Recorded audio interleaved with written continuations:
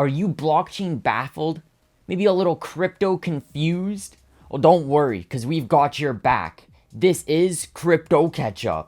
Well, folks, in the latest installment of the FTX bankruptcy case, the IRS is acting like that one friend who conveniently remembers every cent you owe them. They're going after FTX, its parent company Alameda Research, and its subsidiaries for a mind-boggling $44 billion in taxes. Apparently, being a taxman comes with superpowers, as this claim was filed with administrative priority, meaning it bulldozes over other creditors' claims. And if you thought it ends there, you're wrong. The IRS has slapped a whopping 45 claims on these entities, including $20.4 billion in unpaid partnership and federal payroll taxes tied to Alameda Research. Sam Bankman-Fried, the founder of FTX, is not taking this lying down. His legal team has been hitting back, trying to dismiss the criminal charges, insisting that this is a civil issue. Yeah, because when you're dealing with $44 billion, it's just a friendly neighborhood dispute, right? You know, the IRS going after FTX is almost like a reverse ICO.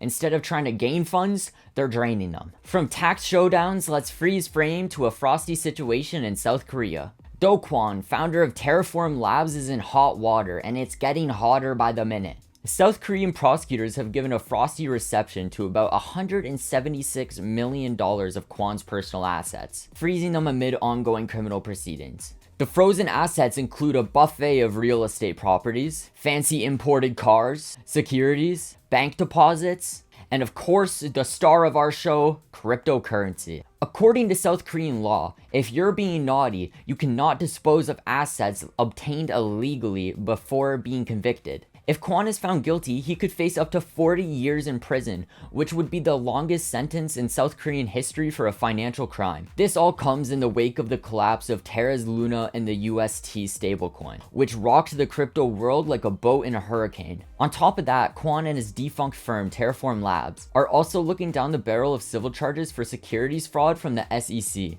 It's a race for extradition between South Korea and the US. But no matter where he ends up, it looks like Kwon's forecast is cloudy with the chance of legal showers. You know, with Kwon's assets frozen, you would think he would have rather invested in a space heater instead of space-themed cryptocurrency. Leaving behind frozen assets, we're now moving on to MetaMask's hot new feature. Our next story is about MetaMask, who just became the cool kid on the block. They've started offering Ether purchases through PayPal for their users in the United States, making it the first Web3 wallet to do so. Man, talk about being a trendsetter. This integration comes from a partnership between MetaMask's parent company Consensus and PayPal. This allows American users to purchase ETH through PayPal on MetaMask and also swap their ETH from PayPal to MetaMask. But MetaMask isn't stopping there. They're on a mission to expand their services and partnerships further. A recent update allows users to buy crypto directly with fiat currency through their portfolio dApp. With this service spanning across over 189 countries and supporting more than 90 cryptocurrencies over 8 networks, it seems MetaMask is really taking go big or go home to heart. From PayPal-friendly wallets, let's switch lanes to a Bitcoin developer's proposal to put the brakes on Bitcoin NFTs. Our next story features an OG Bitcoin Core dev, Luke Dasher,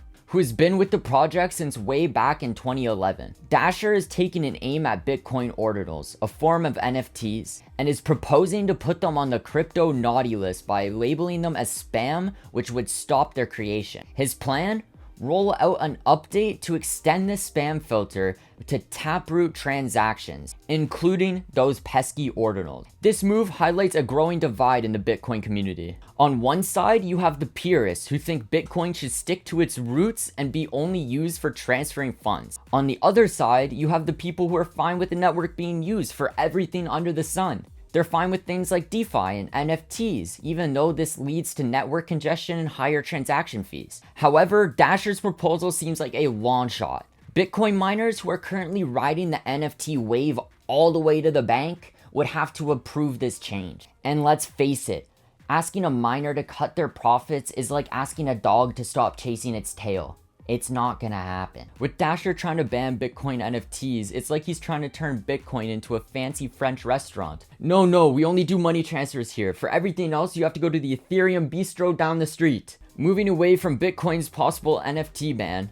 let's ride the wave to the launch of a revolutionary new blockchain network. Our final story today involves a formidable alliance between traditional financial firms and tech giants, including the likes of Microsoft, Goldman Sachs, and Deloitte. They're partnering to launch the Canton network, a privacy-enabled blockchain designed for institutional assets. Set to launch this July, the network is like the Swiss Army knife of blockchain, promising innovative products in a safe environment where assets, data, and cash can mingle freely across applications. The Canton network is like a greatest hits album of blockchain features, combining the smart contract capabilities of networks like Ethereum and Solana with privacy features akin to those of Bitcoin, Lightning, and Zcash. But the Canton network isn't just about rehashing the best features of other networks. It's also tackling the limitations head on by enabling applications across different subnets to natively interoperate. And the best part? No need for a layer 2 protocol or an asset bridge. As of early 2023, financial institutions have reportedly been making it rain on the Canton network, transacting over 50 billion daily on limited access subnet. I guess when Wall Street goes blockchain, they go big.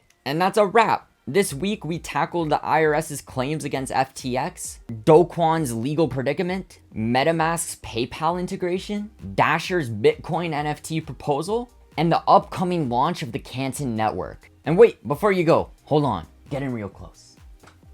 Don't forget to subscribe, because you're gonna miss the next episode of Crypto Catchup if you don't.